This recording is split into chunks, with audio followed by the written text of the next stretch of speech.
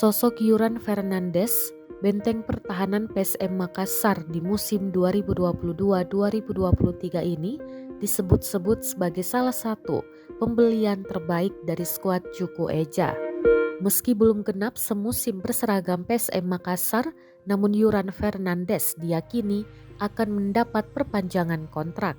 Manajemen PSM Makassar diyakini sudah mewanti-wanti untuk memagari Yuran Fernandes dari keburuan klub lain termasuk sesama peserta Liga 1 Indonesia. PSM Makassar memang kerap mendatangkan pemain asing untuk posisi bek tengah atau stopper. Sejak era Liga 1 2017, PSM Makassar beberapa kali mendatangkan bek asing yang tergolong cukup tangguh. Mereka diantaranya Steven Paul, pemain asal Prancis, dan Aaron Evans, pemain asal Australia.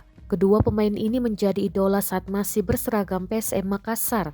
Namun, Yuran Fernandes dinilai memiliki kelebihan dari Steven Paul dan Aaron Evans.